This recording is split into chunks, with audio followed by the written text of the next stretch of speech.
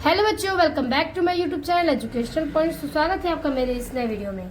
आज हम लेके आए हैं आप लोगों के लिए क्लास 10th यूपी बोर्ड के जो आपका चैप्टर है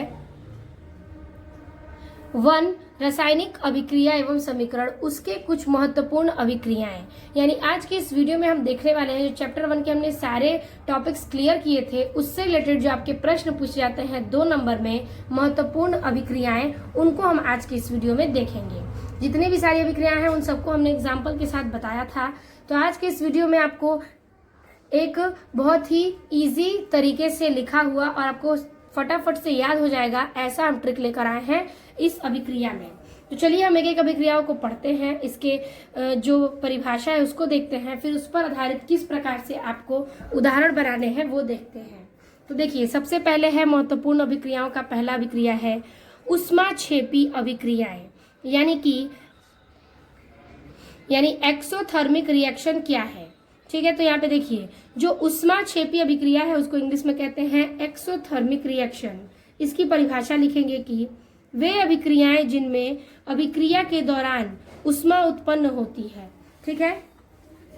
वे अभिक्रियाएं जिनमें अभिक्रिया के दौरान ऊष्मा उत्पन्न होती है ऊष्माक्षेपी अभिक्रियाएं कहलाती हैं, ठीक है। ऊष्माक्षेपी अभिक्रियाएं कहलाती हैं। तो कह रहा है कि वे ऐसी अभिक्रियाएं बताइए जिनमें अभिक्रिया के दौरान ऊष्मा उत्पन्न हो। यानी एक ऐसी अभिक्रिया हो जिसमें हम अभिक्रिया करें तो एक ऊष्मा की उत्पन्न हो, उसे हम ऊष्माक्षेपी अभिक्रियाएं कहते हैं। एग्जाम्पल में कार्बन लेंगे प्लस ऑक्सीजन लेंगे। अब कार्बन और ऑक्सीजन को मिलाएंगे तो बनेगा क्या? कार्बन डाइऑक्साइड प्लस ऊष्मा। यानी एक प्रकार का ये गैस बनेगा और उसके बाद ऊष्मा बाहर निकलेगी। तो कार्बन और ऑक्सीजन को मिलाएंगे तो बनेगा कार्बन डाइऑक्साइड प्लस ऊष्मा, जो कि ऊष्माक्षेपी अभिक्रिया का बहुत ही इंपॉर्टेंट और इजी सा एग्जाम्पल है। अब है नेक्स्ट आपका दूसरा अभिक्रिया ऊष्मा शोषी अभिक्रिया। अब ऊष्माक्षेपी तो हमने पढ़ लिया, ऊष्मा शोषी अभिक्रियाएं क्या है? यानी कि एंडोथर्मिक रिएक्शन। इसमें देखिए लिखेंगे कि वे अभिक्रियाएं जिनमें ऊष्मा अवशोषित होती है, ठीक है। वे अभिक्रियाएं जिनमें ऊष्मा अवशोषित होती है ऊष्मा शोषी अभिक्रियाएं कहलाती हैं, ठीक है। ऊष्मा शोषी अभिक्रियाएं कहलाती हैं। यानी वे अभिक्रिया जिनमें ऊष्मा अवशोषित होता है उसे हम ऊष्मा शोषी अभिक्रियाएं कहते हैं। जैसे उदाहरण, कार्बन प्लस H2O यानी कि जल, यानी कि ये भाप टाइप का है जल इसका। तो हम इसमें कार्बन लेंगे और जल लेंगे, प्लस क्या लेंगे? ऊष्मा। और ऊष्मा से अवशोषित होती है यानी क्रिया होती है तो क्या बनता है? तो CO यानी कार्बन मोनोऑक्साइड प्लस H2 यानी कि हाइड्रोजन बाहर निकलता है, ठीक है। कार्बन और H2O यानी जल लेंगे भाप के मात्रा में और प्लस ऊष्मा। तो ऊष्मा से क्रिया बनेगी क्या? CO की यानी कार्बन मोनोऑक्साइड की, और बनेगा क्या? H2 यानी कि हाइड्रोजन गैस अलग हो जाएगा, ठीक है। इसमें ऑक्सीजन की मात्रा नहीं है, सिर्फ ऑक्सीजन की मात्रा 1 है और कार्बन डाइऑक्साइड में हमें ऑक्सीजन की मात्रा 2 चाहिए होती है, यानी कि CO2 चाहिए होता है, जो कि हमारे पास नहीं है। तो CO क्या हो जाएगा? कार्बन मोनोऑक्साइड, और बचेगा क्या? H2 जो कि है हाइड्रोजन।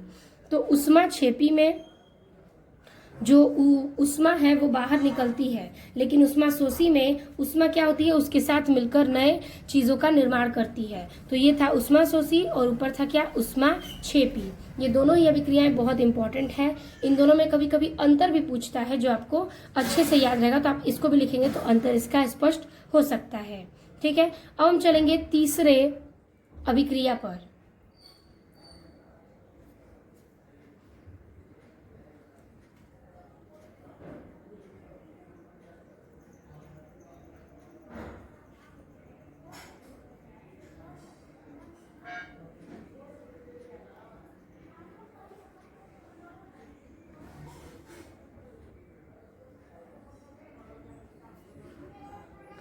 तो तीसरी अभिक्रिया है हमारा विस्थापन अभिक्रिया। विस्थापन अभिक्रिया की परिभाषा यानी कि डिस्प्लेसमेंट रिएक्शन। एक होता है विस्थापन अभिक्रिया, एक होता है द्विविस्थापन अभिक्रिया। तो ये है आपका विस्थापन अभिक्रिया। इसमें लिखेंगे कि अभिक्रिया जिसमें अधिक सक्रिय तत्व कम सक्रिय तत्व को विस्थापित करता है, ठीक है। ऐसी अभिक्रिया जिसमें अधिक सक्रिय तत्व कम सक्रिय तत्व को विस्थापित करता है विस्थापन अभिक्रिया कहलाती है। ठीक है, यानी कि वे अभिक्रिया जिसमें जो अधिक सक्रिय तत्व हैं वो कम सक्रिय तत्व में क्या होते हैं, विस्थापित होते हैं, यानी ट्रांसफर होते हैं। तो ऐसी अभिक्रियाओं को हम विस्थापन अभिक्रिया कहते हैं। अब देखिए एग्जाम्पल में क्या लिखेंगे, लेंगे Zn यानी कि जिंक प्लस CuSO4 यानी कॉपर सल्फेट, क्रिया करेगा तो क्या बनेगा, ये जो जिंक है वो जाएगा किसके साथ, कॉपर सल्फेट के साथ, यानी कि सल्फेट इसमें से क्रिया करेगा जिंक के साथ, तो बनेगा जिंक सल्फेट यानी कि ZnSO4 प्लस क्या बचेगा, बचेगा इसका कॉपर, तो लिखेंगे Cu जो कि है सॉलिड रूप में, और ये है आपका एक्वस यानी कि जलीय विलयन के रूप में, और ये है CuSO4, ये भी क्या है, जलीय विलयन के रूप में। तो जिंक की क्रिया हो जाएगी सल्फेट के साथ, तो बन जाएगा जिंक सल्फेट, और निकलेगा बाहर क्या, कॉपर, तो ये हो जाएगा आपका कॉपर। तो ये है विस्थापन अभिक्रिया की जो अधिक सक्रिय है वो कम सक्रिय के साथ क्रिया करेगा। ये जिंक आपका कम सक्रिय है, सल्फेट आपका ज्यादा सक्रिय है, तो जिंक को सल्फेट के साथ जोड़ेंगे तो बचेगा क्या हमारा, जो सक्रिय होगा यानी कि Cu, ये हमारा अलग हो जाएगा। तो अधिक सक्रिय कम सक्रिय के साथ विस्थापित कर देंगे, तो इसी क्रिया को हम विस्थापन अभिक्रिया कहते हैं। ठीक है, तो ये हो गया आपकी विस्थापन अभिक्रिया यानी कि डिस्प्लेसमेंट रिएक्शन। ये आपका बहुत ही इंपॉर्टेंट है और हर साल एक ना एक पेपर में आपके जरूर पूछता है।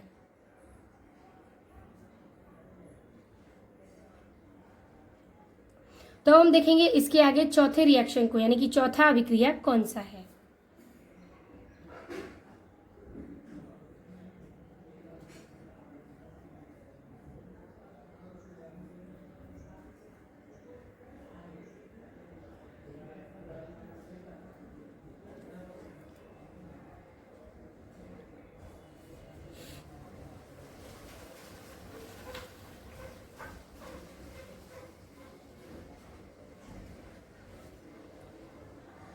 तो अगला है आपका चौथा रिएक्शन द्विविस्थापन अभिक्रिया यानी कि double displacement reaction. Very very very important है ये द्विविस्थापन अभिक्रिया यानी डबल डिस्प्लेसमेंट रिएक्शन। लिखेंगे कि अभिक्रियाएं जिसमें दो आयनिक यौगिक के विलयन इस प्रकार अभिक्रिया करते हैं। ठीक है, ऐसी अभिक्रियाएं जिसमें दो आयनिक यौगिक के विलयन इस प्रकार अभिक्रिया करते हैं कि इनके ऋण आयनों की अदला बदली हो जाती है, जिसे हम द्विविस्थापन अभिक्रिया कहते हैं। ठीक है, इसमें क्या होता है कि जो अभिक्रिया है उसमें दो आयनिक यौगिक के विलयन इस प्रकार अभिक्रिया करते हैं कि इनके ऋण आयनों की अदला बदली हो जाती है, और जब ऋण आयनों की अदला बदली होगी तो उसे ही हम द्विविस्थापन अभिक्रिया कहते हैं। फॉर एग्जाम्पल लिखेंगे BaCl2 जो कि जलीय विलयन एक्वस के रूप में है प्लस Na2SO4 ये भी जलीय विलयन एक्वस के रूप में है। अब ये क्या होगा कि इसका माइनस प्लस में अदला बदली होगा। तो देखिए ये Ba है और ये जाएगा किसके साथ, ये क्या है आपका प्लस है, ये SO4 माइनस है, ये आपका माइनस है, ये आपका प्लस है। तो ये जो प्लस है जाएगा किसके पास, माइनस के पास, यानी कि आ जाएगा आपका SO4 के साथ। तो BaSO4 बन जाएगा बेरिलियम सल्फेट। बचा क्या, ये माइनस ये प्लस, तो Na2 और Cl2 क्या हो जाएंगे 2NaCl। ठीक है, 2NaCl हो जाएंगे। तो बना क्या आपका barium sulphate plus sodium chloride. ठीक है, तो द्विविस्थापन में हमें प्लस माइनस देखना है और चीजों को क्या करना है, एक दूसरे से ट्रांसफर करना है, यानी कि अदला बदली करनी है, जो हो जाएगा क्या आपका डबल डिस्प्लेसमेंट रिएक्शन यानी कि द्विविस्थापन अभिक्रिया। इस अभिक्रिया में यही है कि आपको जोड़े जोड़े में चीजें मिलेंगी और आपको नई अभिक्रिया इसी से बनानी है, यानी कि जो प्लस है उसको माइनस के साथ जोड़ेंगे और जो माइनस है उसको प्लस के साथ जोड़ेंगे, तो आपको नया तत्व का निर्माण होगा जिसे हम द्विविस्थापन अभिक्रिया कहते हैं। ये बहुत ही इंपॉर्टेंट है क्योंकि ये भी कई सन में पूछे गए प्रश्नों में से एक है। तो अब हम चलेंगे एक और अभिक्रिया जो कि है रिडॉक्स अभिक्रिया। रिडॉक्स अभिक्रिया आपकी इंपॉर्टेंट है बोर्ड एग्जाम की दृष्टि से। रिडॉक्स अभिक्रिया जल्दी सबको समझ नहीं आता लेकिन उतना ही ये आसान है। तो रिडॉक्स अभिक्रिया लिखेंगे कि अभिक्रिया जिसमें एक पदार्थ आक्सीकृत होकर, यानी इस अभिक्रिया में कोई एक पदार्थ क्या होता है, आक्सीकृत होता है तथा साथ ही अन्य पदार्थ अपचयित होता है। क्या होता है, उसके साथ ही जो अन्य पदार्थ है वो अपचयित होता है, वो रिडॉक्स अभिक्रिया कहलाती है। ठीक है, तो वो रिडॉक्स अभिक्रिया कहलाती है। फिर से देखिए कि ऐसी अभिक्रिया जिसमें एक पदार्थ ऑक्सीकृत होता है तथा साथ ही अन्य पदार्थ अपचयित होता है, रिडॉक्स अभिक्रियाएं कहलाती हैं। ठीक है, तो अभिक्रिया जिसमें एक पदार्थ ऑक्सीकृत होगा और साथ ही अन्य पदार्थ अपचयित होगा, वो रिडॉक्स अभिक्रियाएं कहलाती हैं। तो देखिए हम एग्जाम्पल में लेंगे 2H2S प्लस SO2। ठीक है, अब देखिए यहाँ पर ये जो S है, यहाँ पर ट्रांसफर होकर क्या बनाया हमने 3S प्लस 2H2O, यानी कि S की संख्या क्या है, यहाँ से 2 और यहाँ से 1, यानी 3S, बचा क्या H2 और यहाँ पर O2, तो यहाँ पे हो जाएगा क्या 2H2O। ठीक है, H की संख्या यहाँ पर 4 है, तो यहाँ पर 2 दूना के 4 हो गया, बचा क्या O, 2 है, तो यहाँ पर 2 का गुणा O में होगा तो हो जाएगा O2। तो यहाँ पर अपचयन किसका हो रहा है, यानी कि O2 की हानि। तो यहाँ पे देखिए यहाँ पर O2 है जो कि सल्फर के साथ जुड़ा है, और यहाँ पर अपचयन यानी कि O2 की हानि इसलिए है क्योंकि O2 यहाँ पर इसके साथ था और इसके पास नहीं है, तो यहाँ पर क्या होगा, अपचयन होगा। और यहाँ देखिए यहाँ पर ये जो सल्फर है हाइड्रोजन सल्फाइड है और यहाँ पर आ गया है सल्फर, तो यहाँ पर क्या हो रहा है, ऑक्सीकरण हो रहा है, क्योंकि यहाँ पर हाइड्रोजन की हानि हो रही है। यहाँ से जो H है वो हाइड्रोजन सल्फर के साथ है और यहाँ पर सल्फर के साथ H नहीं है, तो H की हानि होगी और ये हो जाएगा ऑक्सीकरण। तो बनेगा क्या, यहाँ पर हुआ आपका O2 की हानि यानी अपचयन, और यहाँ पर H2 की हानि यानी कि ऑक्सीकरण। तो यही क्रिया क्या है, एक पदार्थ दूसरे पदार्थ से ऑक्सीकृत होता है तथा साथ ही अन्य पदार्थ अपचयित भी होता है, जिसे हम क्या कहेंगे, रिडॉक्स अभिक्रिया कहेंगे। इसका ये एग्जाम्पल बहुत ही अच्छा है, जो कि ये बहुत ही इम्पोर्टेंट भी है। ठीक है, अब हम 6वां नंबर देखेंगे, अगला रिएक्शन जो कि दिया है संयोजन अभिक्रिया। तो देखिए इस संयोजन अभिक्रिया जो है बहुत ही इंपॉर्टेंट आपका संयोजन अभिक्रिया है। इसमें क्या हो रहा है, कह रहा है कि यह अभिक्रिया जिसमें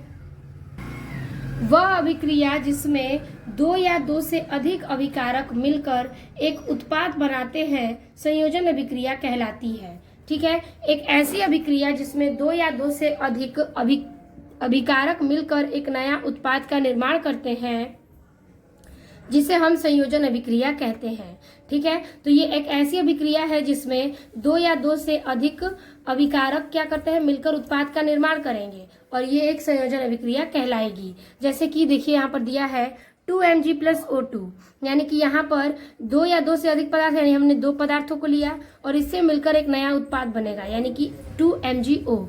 मैग्नीशियम और ऑक्सीजन लिया तो बना क्या, मैग्नीशियम ऑक्साइड। यहाँ पर लिख सकते हैं हम कि ये क्रिया हमने मैग्नीशियम की ली, मैग्नीशियम प्लस ऑक्सीजन, तो मिलकर क्या बनेगा, मैग्नीशियम ऑक्साइड।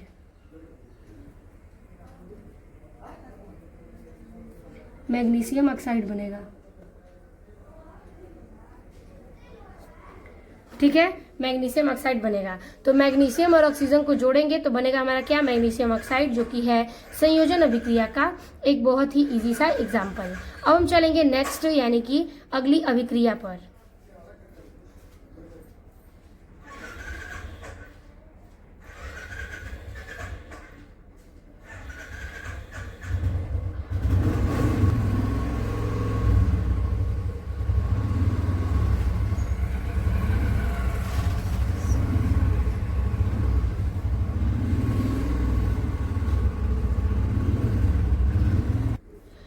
तो अगला है आपका वियोजन अभिक्रिया। ठीक है, वियोजन अभिक्रिया कह रहा है कि जब कोई पदार्थ किसी अभिक्रिया के बाद 2 या 2 से अधिक उत्पाद प्रदान करता है, ठीक है, तो उस अभिक्रिया को वियोजन अभिक्रिया कहते हैं।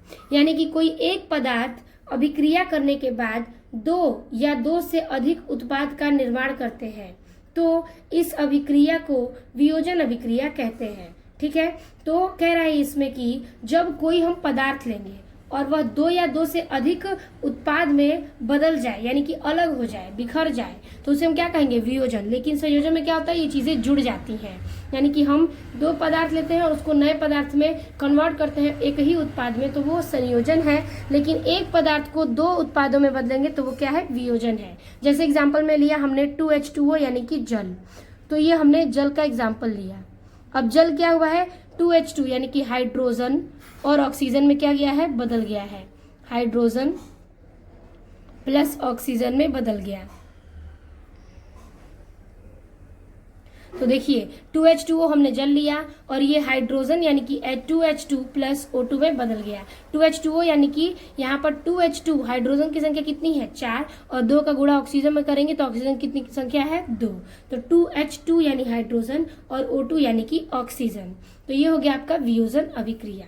अब हम करेंगे आठवां अभिक्रिया। आठवां अभिक्रिया है उदासीनीकरण अभिक्रिया। इसमें लिखेंगे कि यह वह अभिक्रिया है जिसमें अम्ल और क्षार क्रिया करके एक लवण और जल का निर्माण करते हैं। ठीक है, यह एक ऐसी अभिक्रिया है जिसमें अम्ल और क्षार क्रिया करते हैं और एक लवण या जल का निर्माण करते हैं, जिसे हम उदासीनीकरण अभिक्रियाएं कहते हैं। ठीक है, यानी कि ऐसी अभिक्रिया जो अम्ल और क्षार दोनों का क्रिया करके लवण तथा जल का निर्माण करे, ऐसी क्रिया को हम उदासीनीकरण अभिक्रिया कहेंगे। जैसे हमने अम्ल में लिया HCl यानी हाइड्रोजन क्लोराइड प्लस क्षार में लिया सोडियम हाइड्रोक्साइड। ठीक है, NaOH। ठीक है, क्षार में लिया हमने सोडियम हाइड्रोक्साइड, तो बना क्या Na जुड़ा किसके साथ Cl के साथ, तो बना NaCl यानी सोडियम क्लोराइड, जो कि है क्या लवण नमक का सूत्र है, प्लस H2O यानी कि जल में बाहर निकला। तो हमने लवण और जल प्राप्त किए मिलकर किसके साथ, तो अम्ल और जल के साथ। तो अम्ल और जल के साथ क्रिया करके जब लवण और जल का निर्माण होता है तो उसको हम उदासीनीकरण अभिक्रियाएं कहते हैं। ठीक है, इसी प्रकार से बहुत ही सारा इजी सा ये इसका उदाहरण है, बहुत ही अच्छा इसकी क्या है परिभाषा है। उदासीनीकरण भी आपका मोस्ट इंपॉर्टेंट है, जो कि कई बार पूछे गए प्रश्नों में से एक है।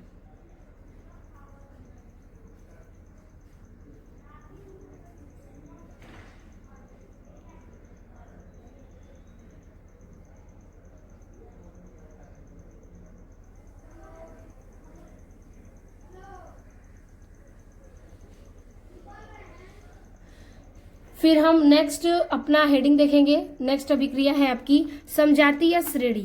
ठीक है, ये भी आपका बहुत ही इंपॉर्टेंट है। समजातीय श्रेणी कह रहा है इसमें कि कार्बनिक यौगिकों की एक ऐसी श्रेणी जिसमें सदस्यों के रासायनिक गुण समान होते हैं, उसे हम समजातीय श्रेणी कहते हैं। ठीक है, यानी कार्बनिक यौगिक में एक ऐसी श्रेणी होती है जिसमें सदस्यों के रासायनिक गुण समान होते हैं, उसे हम समजातीय श्रेणी भी कहते हैं। ठीक है, ये हो गया आपका समजातीय श्रेणी, जिसमें कार्बनिक यौगिक की ऐसी श्रेणी होती है जिसमें रासायनिक गुण एक समान होते हैं। जैसे में उदाहरण देखिए, एल्केन एक समजातीय श्रेणी है। जैसे कि एल्केन में आएगा मीथेन, इथेन, प्रोपेन और यौगिक आते हैं। ठीक है, यानी कि ये एक जो एल्केन है वो एन ग्रुप के हैं, तो ये समजातीय श्रेणी में मीथेन, इथेन, प्रोपेन, ब्यूटेन ये सारी चीजें एन में आएंगी, तो ये क्या हो गया समजातीय श्रेणी हो गया। और ये कार्बनिक यौगिक की ऐसी श्रेणी है जिसके सदस्यों में रासायनिक गुण क्या है इसके एक समान है, तो इसे हम कहते हैं क्या समजातीय श्रेणी।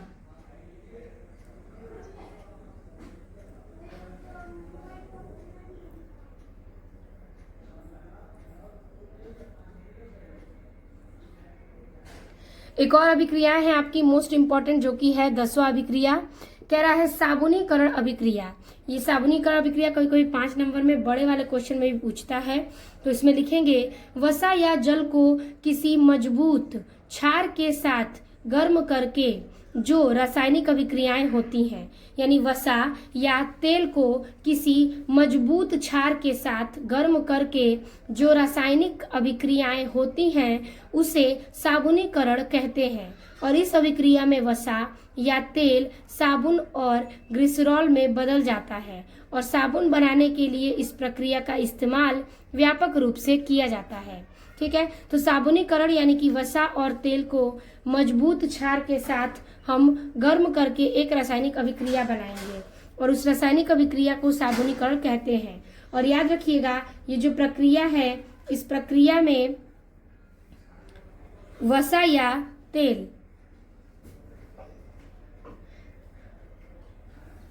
इस अभिक्रिया में वसा या तेल, ठीक है, और साबुन और ग्लिसरॉल में बदल जाता है और साबुन बनाने की इस क्रिया को ही हम क्या कहते हैं कि इस्तेमाल व्यापक रूप से भी करते हैं और इस क्रिया को हम रासायनिक साबुनीकरण अभिक्रिया भी कहते हैं। ठीक है, तो ये आपके 10 अभिक्रियाएं यहाँ तक की समाप्त होती हैं। ये सारे आपके मोस्ट इंपॉर्टेंट अभिक्रियाओं में से एक है।